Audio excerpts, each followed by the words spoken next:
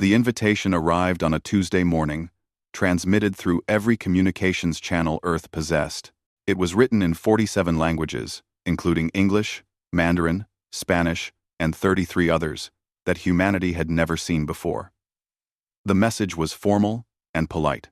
The Galactic Council requested Earth's presence at their annual summit, to be held in 6 months at the neutral station orbiting the star humans called Proxima Centauri. Ambassador Catherine Rodriguez held the document in her hands, reading it for the 3rd time. Her office in Geneva overlooked the city, but she barely noticed the view. This was the 52nd invitation Earth had received in the past 150 years. Like the previous 51, this one would be filed, discussed briefly, and ultimately ignored. The pattern had started long ago, when humanity first achieved faster-than-light travel. Earth's scientists had cracked the problem using a completely different method than the rest of the galaxy. While other species used what they called fold space technology, humans had developed something they called the compression drive. It worked differently, looked different, and most importantly, it belonged entirely to humanity. When the first invitation arrived, Earth's governments were suspicious. Who were these aliens? What did they want? Why should humanity submit to some council they had never heard of? The United Nations debated for months. Some wanted to attend, to learn, to join the galactic community. Others warned of tricks, of traps, of species that might see humans as resources to exploit. In the end, caution won. Earth sent a polite declining message and continued building its colonies on Mars and Europa. The second invitation came 5 years later. By then, humans had established settlements on 3 moons of Jupiter and were planning missions to Saturn. Again, the invitation was declined. Earth was busy with its own expansion, its own problems, its own future. Across the galaxy, in the grand chamber of the Galactic Council, patience was wearing thin.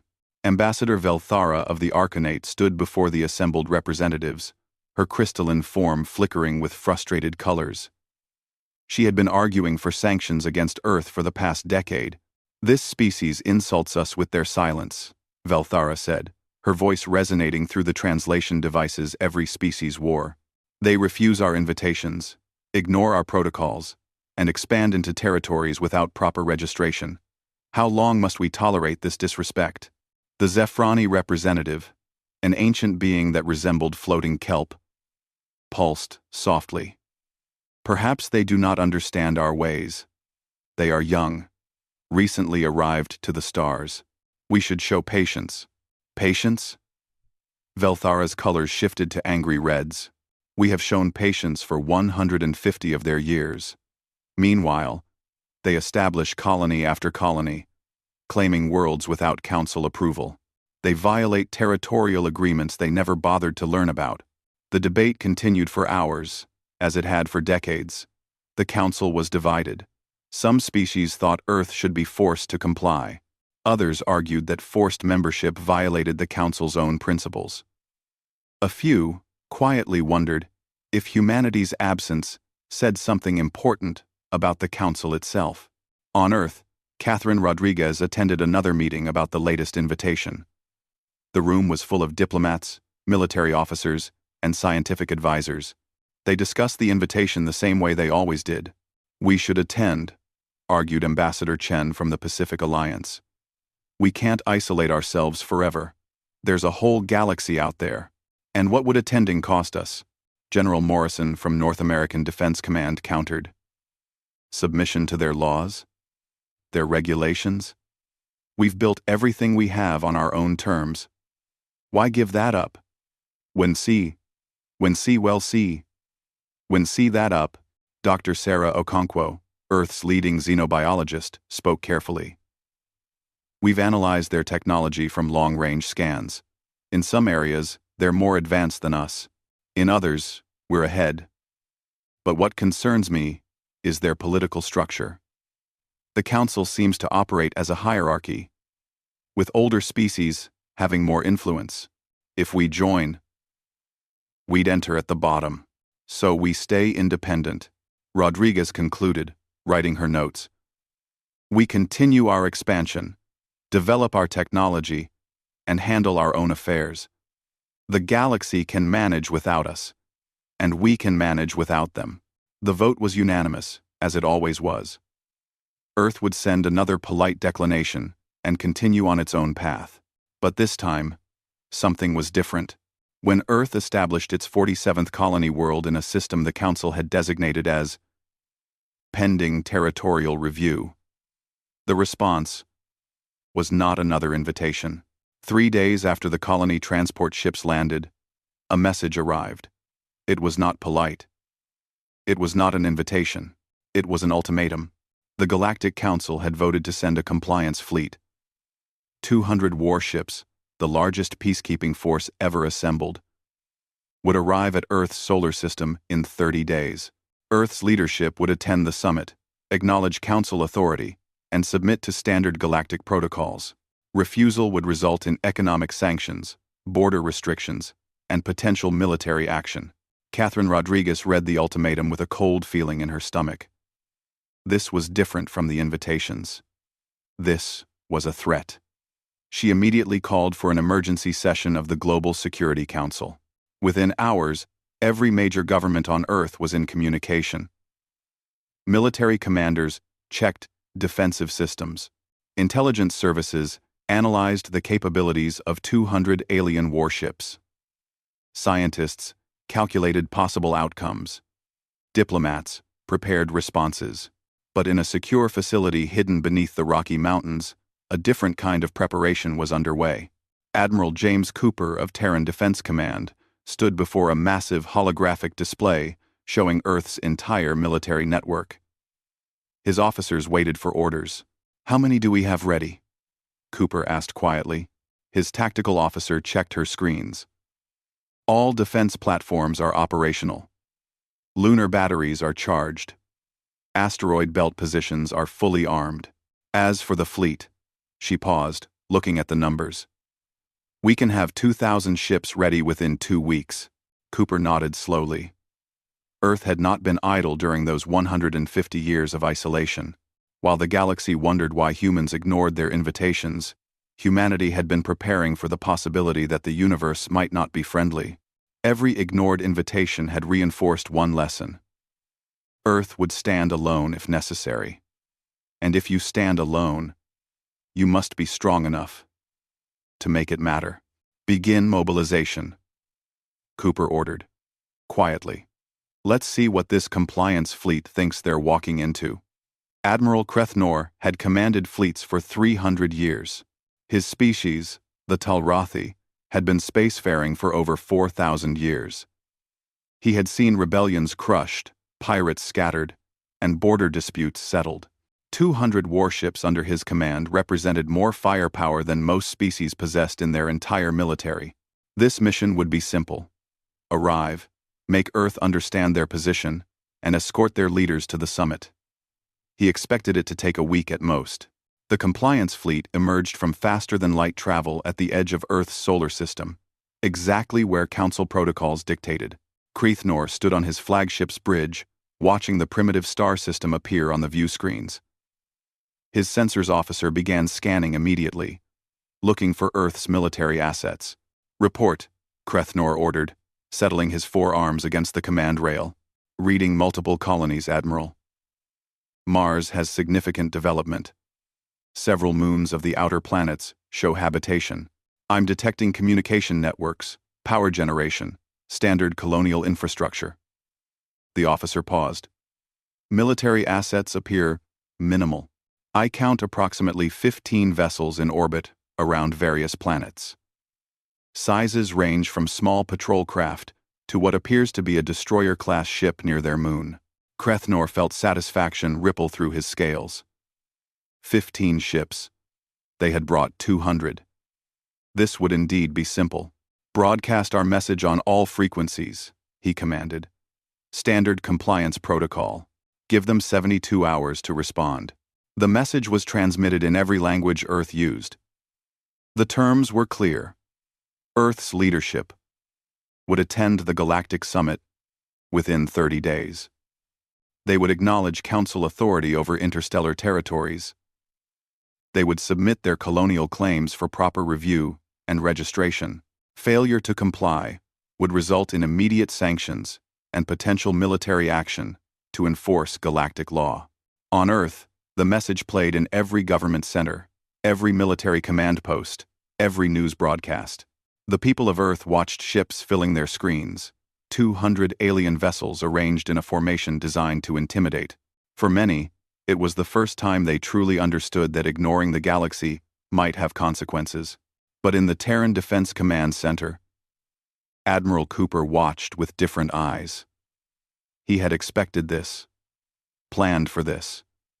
His analysts had predicted the Council would eventually resort to force. Everything Earth had built in 150 years of isolation had prepared for this exact moment. Send the response, Cooper ordered. His communications officer hesitated only for a second before transmitting. The message was short, recorded by Cooper himself, sent in the same languages the Council had used. This is Terran Defense Command to approaching fleet. You have entered sovereign human territory without permission. Your ultimatum is rejected. You will leave our solar system immediately, or you will be removed. You have 48 hours to comply. Markency. On Kretnor's flagship, the bridge fell silent as the message played. His communications officer looked at him with confusion, written across her face. His tactical officer's scales flushed with colors, indicating shock. They're giving us an ultimatum? Kretnor said slowly. They have 15 ships, and they're threatening us? Admiral, perhaps they're bluffing, his second officer suggested, trying to appear strong while they prepare to negotiate. Kretnor considered this. It made sense. Weaker species often postured before accepting reality. He would call their bluff. Advance the fleet toward the planet they call Mars, he ordered. Battle formation. We'll show them what 200 ships looks like up close. That should end this foolishness. The fleet began moving inward, engines burning as they accelerated toward the inner solar system. They passed the orbit of the outermost planets. Moving through the area, humans called the Kuiper Belt, everything seemed quiet. Sensors showed nothing unusual. Then every alarm on every ship began screaming at once. Admiral. Weapons lock. Multiple. Weapons lock. The tactical officer's voice cracked with shock. I'm reading. This can't be right. I'm reading over 2,000 targeting systems. What? Kreith. Nor. Lunged toward the tactical display. The screen showed his fleet surrounded by red targeting indicators. They came from everywhere. Hidden platforms in the asteroid belt. Concealed batteries on the dark side of moons. Orbital stations that looked like civilian infrastructure but were clearly military installations. Weapons buried in the rings of the outer planets. And signatures his computer couldn't even identify. Technologies his sensors had never encountered before. Full stop. Emergency stop, Kretnor ordered. His fleet halted, hanging in space, surrounded by targeting systems. A new message arrived from Earth. Admiral Cooper's face appeared on the screen, his expression calm and cold. Admiral Kretnor of the Talrathi Empire, you are currently targeted by 2,317 independent weapon systems. Each one is capable of destroying a ship your size. You have ignored our instruction to leave. We do not bluff. We do not negotiate from weakness. You have 46 hours remaining. Use them wisely. Kretnor felt fear for the first time in centuries. This was impossible. Intelligence reports said Earth was isolated, technologically backward in some areas, militarily weak. Where had these weapons come from? How had humanity built such defenses without anyone knowing? Attempt communication, he ordered, his voice steadier than he felt. I want to speak with their command. Tuvor. The response came quickly. Cooper appeared on the screen again, this time in real-time communication. Kretnor tried to maintain his authority. Admiral Cooper, there has been a misunderstanding. The Council seeks only peaceful compliance with galactic law. These weapons are unnecessary. Surely we can discuss. There is no misunderstanding, Cooper interrupted. You came to our home with warships. You delivered threats. You expected us to surrender because you brought 200 ships. You miscalculated. We have been preparing for this possibility for 150 years. While you wondered why we ignored your invitations, we were building the capability to remain independent. Now you see the result. The Council will not accept this defiance. Krethnor tried to sound commanding, but he could hear the weakness in his own voice. We represent 47 civilizations. This changes nothing. It changes everything, Cooper replied. You came here to force compliance. Instead, you have learned that Earth cannot be forced. You have 45 hours to leave our system. After that, we will consider your presence an act of war. Choose carefully. Admiral, the communication ended. Krethnor stood in silence, staring at the tactical display showing his fleet surrounded by weapons. His officers waited for orders. Finally, he spoke. Prepare to withdraw. Full retreat to Council space. Admiral, the Council will have to accept that their compliance mission failed, Krethnor said quietly, because the alternative is losing 200 ships and starting a war they didn't know they were unprepared for. Send the message. Tell them everything we found here. Tell them Earth is not what we thought. The fleet turned and burned hard for the edge of the solar system. Within 6 hours, they jumped to faster than light speed and vanished. Earth's weapons remained locked on their position until they disappeared from sensors. In the Terran Defense Command Center, Admiral Cooper allowed himself a small smile. The first test was over. Earth had made its point. But he knew this was only the beginning. The Council would not accept this humiliation easily. They would return, probably with more ships. Let them come, he thought. We'll be ready.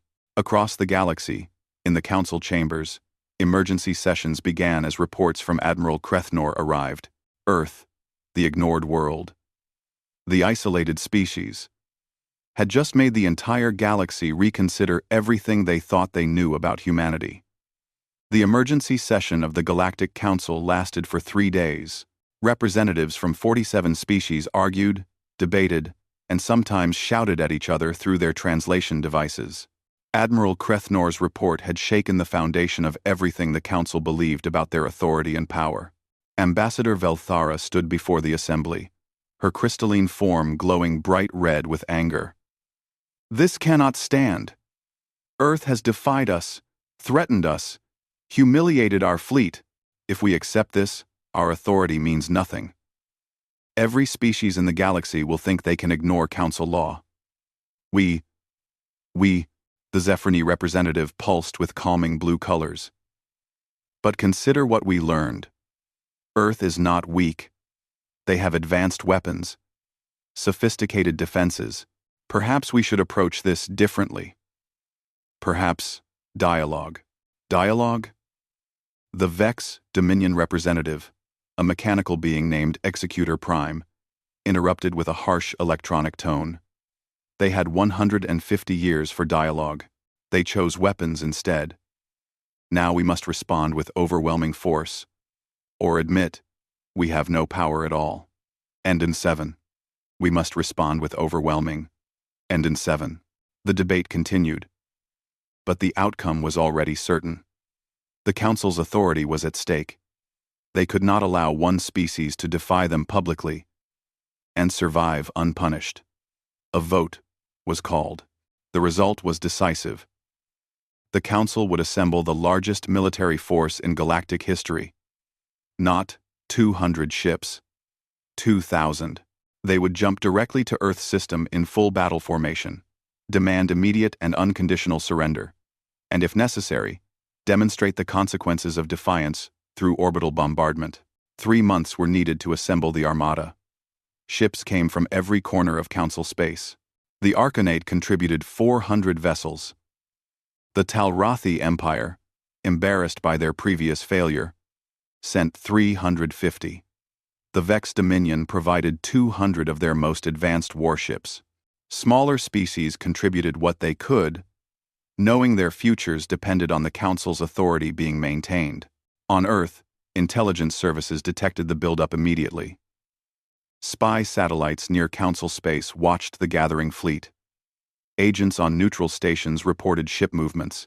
The analysis was clear and terrifying. The Council was preparing for war. The Global Security Council met in an emergency session. Holographic displays showed the gathering armada, 2,000 warships. The numbers were staggering. Even with Earth's defenses, even with the weapons they had revealed, this was a force capable of destroying entire planets. We need to negotiate, Ambassador Chen argued, his face pale. 2,000 ships. Even if we can fight them, the damage would be catastrophic. How many of our colonies would be destroyed? How many lives lost? And if we surrender? General Morrison countered. We become subjects of the Council. Everything we've built, everything we've maintained our independence for, gone. We'd be at the bottom of their hierarchy forever. Admiral Cooper stood at the head of the table, studying the displays. They're bringing everything they have to make us submit.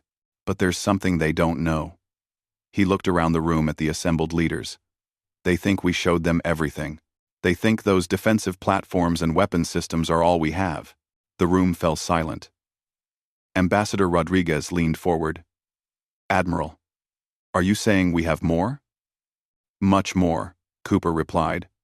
We didn't build defenses for 150 years.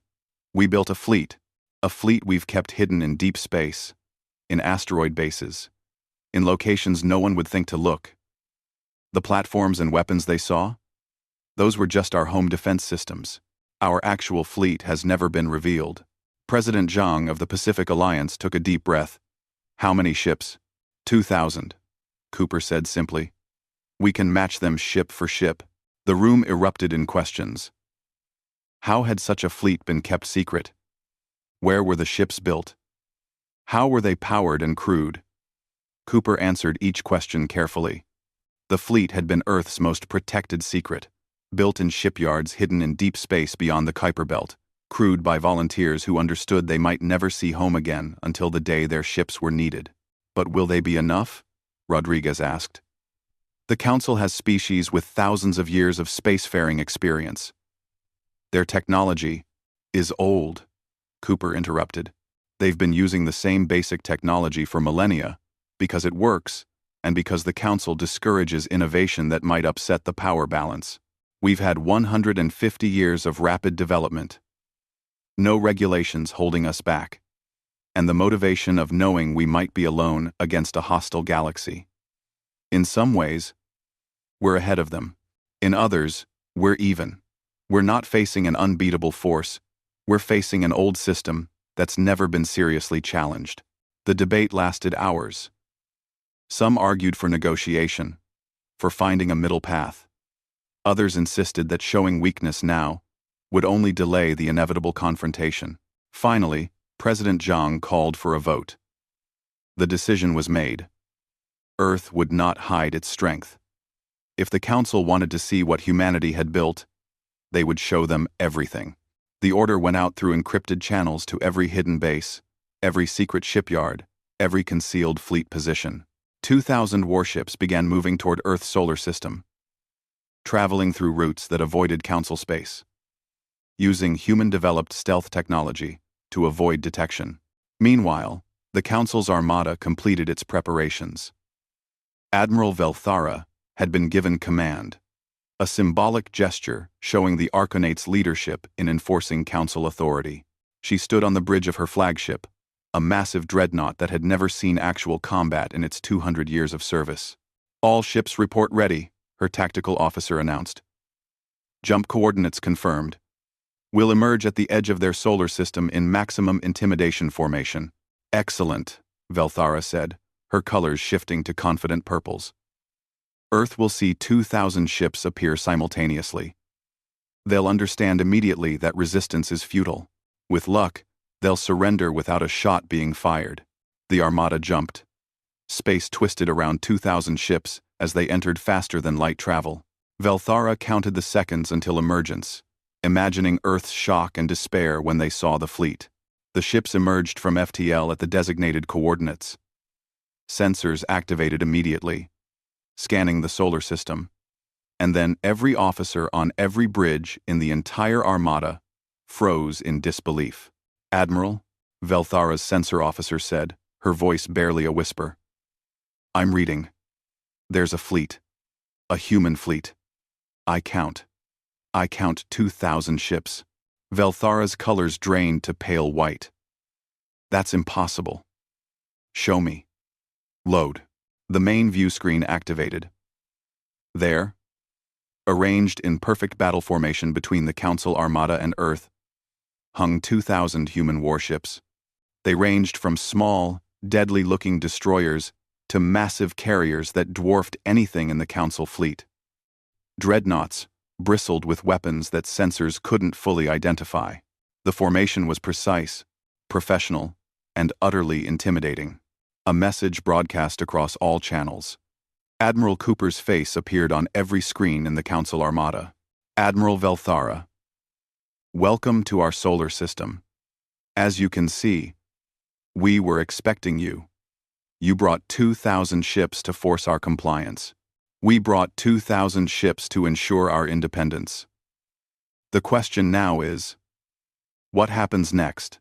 Velthara stared at the screen, her colors flickering between shock, fear, and anger. Behind Cooper's image, she could see the human fleet. Weapons systems tracking every Council ship with perfect precision. "Where did these ships come from?" she demanded. "Our intelligence said." "Your intelligence was wrong," Cooper interrupted calmly. "You should have wondered why we ignored your invitations for 150 years. We weren't hiding. We weren't cowering. We were building. Building something better than your Council ever imagined. Building the capability to stand alone, if necessary." Velthara looked at her tactical displays. 2,000 Council ships facing 2,000 human ships. But there was something else in the data that terrified her. The human ships were using formations and technologies her computers couldn't fully analyze. They had jump coordinates locked in for escape, suggesting confidence they could disengage if needed. And every human weapon was already targeted and tracking, while her fleet was still in emergence formation. "This changes nothing," she said, trying to maintain authority. "You are one species. We are 47. Today you face 2,000 ships.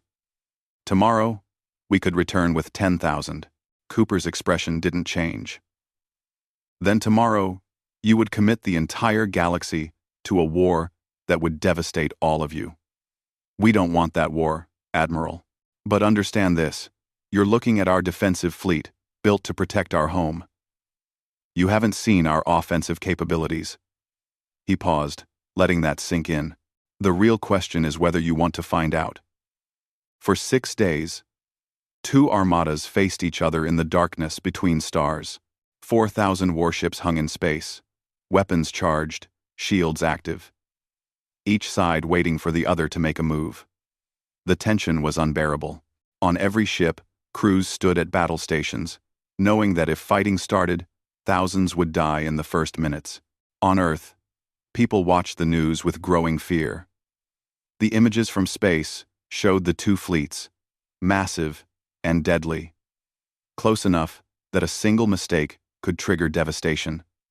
Schools closed, emergency supplies were distributed. Evacuation plans for major cities were activated, though everyone knew there was nowhere to run if orbital bombardment began. In the Council Armada, Admiral Velthara held constant meetings with her command staff. They analyzed the human fleet endlessly, trying to find weaknesses, looking for advantages. The more they studied, the more concerned they became. "Their shields are different from ours," her chief engineer reported. "They seem to use some kind of layered system we don't fully understand. Our weapons would be effective, but perhaps not as effective as against our own ships." What about their weapons? Velthara asked. Unknown, the tactical officer admitted. We can detect the energy signatures, but the technology is unfamiliar. They might be more powerful than our weapons. They might be less powerful. We won't know until they fire. Velthara's colors shifted to frustrated oranges. So we're facing an enemy whose capabilities we cannot assess, who showed up with exactly as many ships as we brought, who has been preparing for this confrontation for 150 years. And we're supposed to force their surrender? Behind the scenes, frantic communication flowed between Velthara's flagship and the council chambers, light years away. The council was divided again. Some species insisted on pressing the attack, arguing that backing down would destroy the council's authority forever. Others pointed out that attacking might result in massive losses and a prolonged war Earth seemed prepared for. 3 days into the standoff, a message arrived from the council. Velthara was authorized to attempt negotiation. If Earth would agree to attend the summit and acknowledge some form of council authority, even a limited one, they could avoid conflict. But the council would not accept complete defiance. Some compromise had to be reached. Velthara sent a message to Admiral Cooper proposing a meeting aboard a neutral location. After 4 hours, Cooper agreed. They would meet at a small, automated research station in the Kuiper Belt, far from both fleets. Each side could bring a small delegation. No weapons. No ships within 1,000 kilometers. The meeting room was plain and functional, designed for scientific research rather than diplomatic negotiations. Velthara arrived with 3 advisors: her chief diplomat, her military strategist, and a legal expert on council law. Cooper brought similar support: Ambassador Rodriguez, General Morrison, and Dr. Sarah Chen, Earth's leading expert on galactic politics. They sat across a table from each other, 2 species who had never met face to face, deciding the future of human independence. Let me be direct, Velthara began, her colors shifting to negotiating blues and greens. The Council cannot accept complete defiance. Our authority is the foundation of galactic peace. If you can ignore us with impunity, others will follow. Chaos will result. Your peace is built on submission, Rodriguez replied calmly. Species join your council and accept laws they had no part in creating. They submit to protocols designed by older, more powerful species. That's not peace. That's control. It's order, Velthara's diplomat interjected. Without the council, there would be constant wars over territory, resources, trade routes. We provide structure. You provide structure for those willing to accept their place at the bottom, General Morrison said. We're not. The conversation went in circles for hours. The council demanded acknowledgement of their authority. Earth refused to submit to laws they had no say in creating. Velthara offered compromises. Earth could join with special status, with certain exemptions, with gradual integration. Rodriguez countered with Earth's own proposal: recognition as a fully independent power, equal to the Council itself, with diplomatic relations, but no subordination. Impossible, Velthara said flatly. The Council cannot recognize a single species as equal to an organization of 47 civilizations. The precedent would be disastrous. Then we're at an impasse, Cooper said, because we will not accept being treated as inferiors. Dr. Chen, who had been quiet throughout the meeting, finally spoke. Ambassador Velthara, may I ask a question? In your 4,000 years of spacefaring history, has the Talrathi Empire ever been conquered? Ever been forced to submit to another power? Velthara's colors flickered with surprise at the question. No. We have always been independent. Then you understand why we're here, Chen said softly. You understand what independence means. You've never had to give it up, so you can't imagine doing so. That's exactly how we feel. We've built our civilization on the principle that humanity determines its own destiny. Asking us to surrender, that is asking us to surrender who we are. The room fell silent. Velthara looked at Chen for a long moment, her colors shifting through patterns that suggested deep thought. Your comparison is flawed, Velthara finally said. The Talrathi are a council member.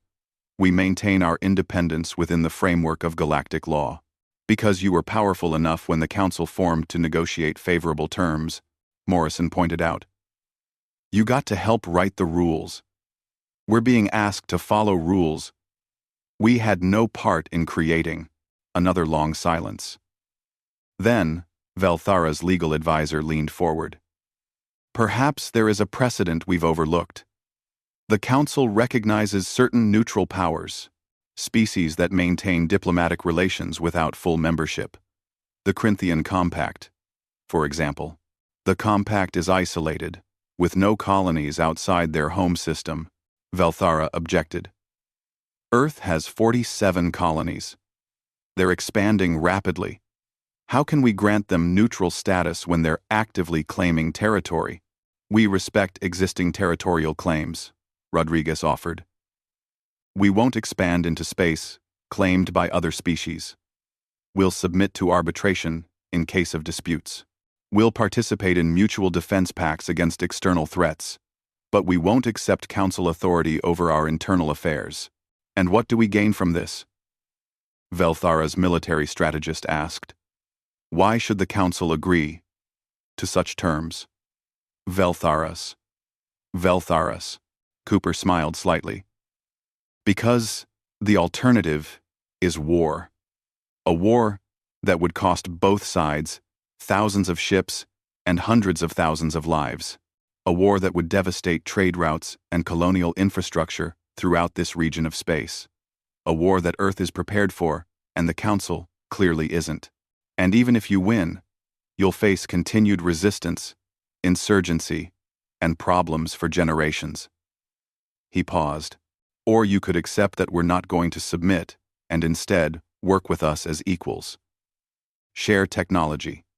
Cooperate against common threats. Build something better than the current system. We could offer some of our defensive technology, Chen added. Our shield systems, for example.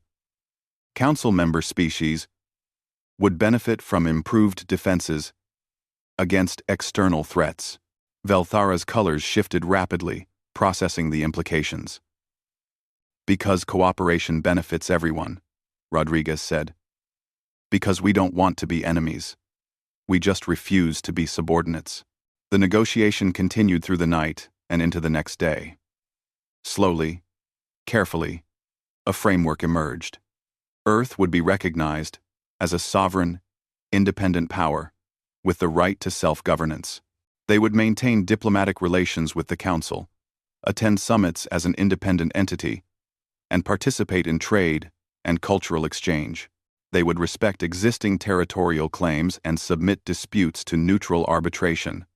In exchange, Earth would share certain defensive technologies and participate in mutual defense agreements. It wasn't the complete submission the Council wanted. It wasn't the total independence Earth preferred. It was compromise. The kind that leaves both sides somewhat unsatisfied, but prevents catastrophic war. I must take this proposal to the Council, Velthara said finally. It will require a vote. The outcome is uncertain. We'll wait, Cooper replied. But Admiral, understand this. We've waited 6 days already. Our crews are tired. Our people are frightened. If the Council rejects this proposal, if they insist on war, we will not back down. Choose wisely. The meeting ended.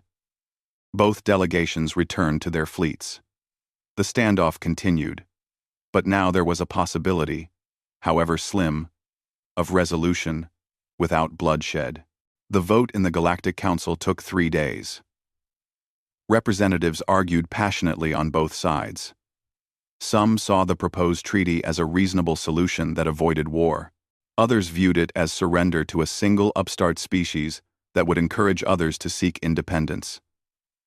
The Arcanate, embarrassed by the standoff, argued most strongly against compromise.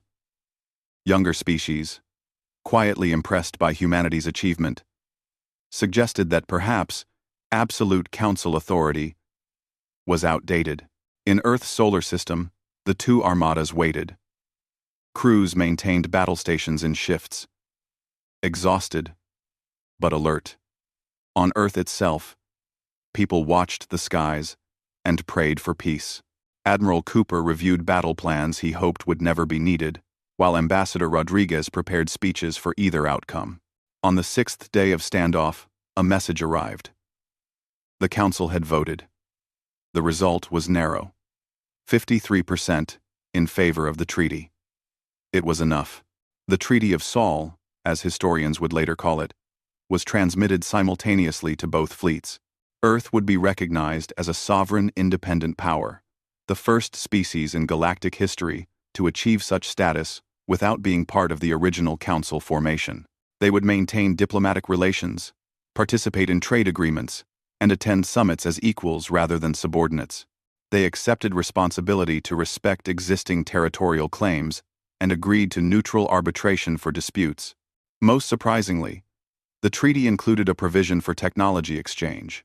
Earth would share certain defensive innovations with Council species, while gaining access to Council scientific databases and cultural archives. It was cooperation based on mutual benefit rather than submission. When the treaty was confirmed, both fleets stood down. Weapons were deactivated. Shields were lowered to minimum power. A joint communication was broadcast to both armadas and to Earth itself, announcing the agreement. On Admiral Velthara's flagship, the mood was mixed. Some officers felt they had failed in their mission to enforce Council authority. Others were simply relieved that war had been avoided. Velthara herself stood on the bridge, watching the human fleet maintain its formation, and felt something unexpected. Respect. They were ready to fight, her tactical officer said quietly. The analysis is complete. If we had engaged, losses on both sides would have been catastrophic.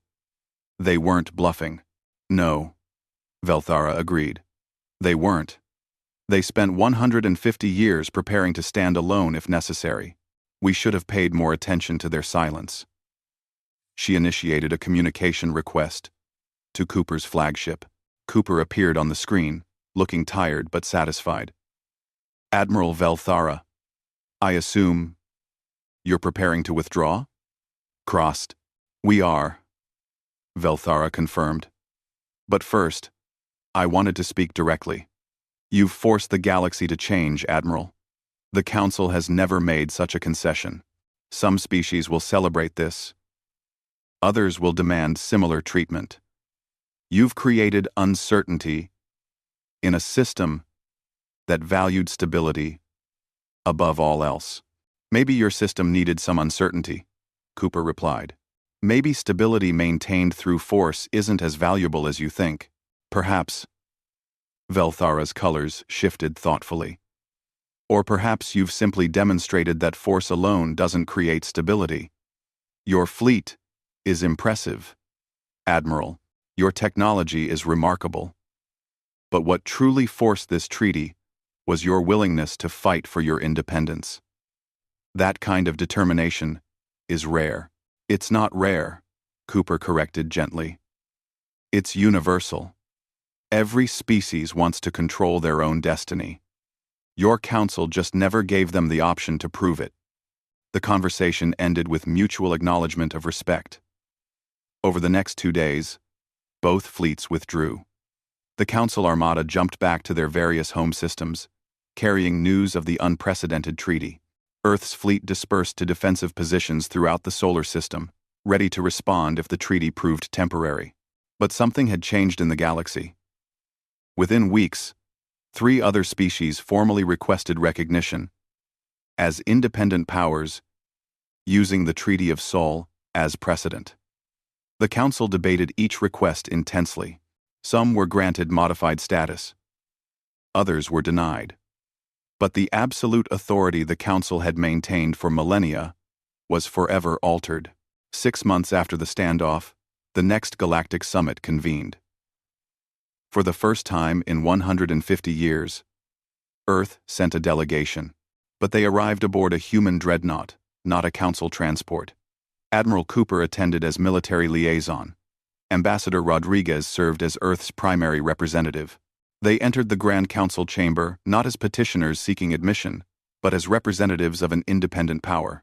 The chamber fell silent as the human delegation took their seats in a section designated for neutral powers and observers. 47 species watched them, some with hostility, others with curiosity, a few with undisguised admiration. When called upon to address the assembly, Rodriguez stood and spoke clearly. For 150 years, we ignored your invitations to this council. Many of you interpreted that as arrogance or ignorance. The truth was simpler. We didn't need you. We were building our own civilization, our own future, according to our own values. We saw no reason to submit to a system we hadn't helped create and didn't fully understand. Murmurs rippled through the chamber. Several delegates' translation devices flickered with agitation. Rodriguez continued. But not needing you doesn't mean we can't work with you. The galaxy is vast enough for many powers, many voices, many ways of organizing civilizations. We're here today not because we were forced to attend, but because we choose to engage as equals. We bring our perspective, our technology, and our willingness to cooperate on mutual interests. What we don't bring is submission. She paused, looking around the chamber. Some of you resent the precedent we've set. You worry that others will seek independence, that the Council's authority will crumble. Perhaps it should. Perhaps an organization that relies on forced compliance isn't as strong as one built on voluntary cooperation. We're willing to find out. The speech was bold, perhaps too bold for the more traditional species, but it resonated with younger civilizations and those who had always quietly chafed under Council restrictions. When the vote came to formally recognize Earth's representative status, it passed with a wider margin than the original treaty. Over the following months, Earth began limited technology exchanges with several Council species. Human shield technology proved particularly valuable, significantly improving defensive capabilities against the kind of external threats all civilizations faced. In return, Earth gained access to advanced medical technologies and agricultural techniques that would benefit their rapidly expanding colonies. Trade agreements followed.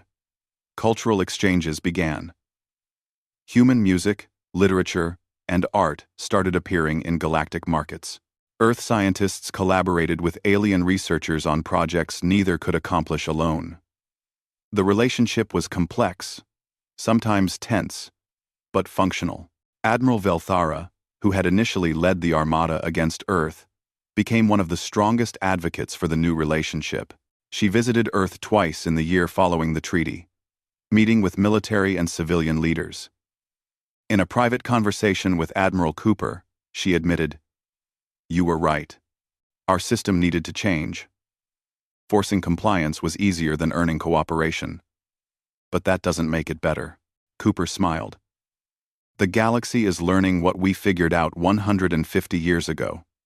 Independence is worth fighting for, but cooperation is worth building toward." 50 years later, the Treaty of Sol was taught in educational institutions across the galaxy as a turning point in interstellar relations. Earth's ignored invitations became legendary, a reminder that absence of response could itself be an answer. The Galactic Council transformed gradually into a true federation of equals rather than a hierarchy of submission. When an extragalactic threat appeared on the rim of known space, the combined fleet that assembled to meet it numbered not thousands, but tens of thousands of ships. Earth contributed 5,000 vessels, working alongside forces from species that had once demanded their submission. The threat was neutralized through overwhelming coordinated force, proof that cooperation among equals was stronger than submission to authority. In the decades that followed, other species achieved independence, using the path Earth had blazed. Some maintained close relations with the Council.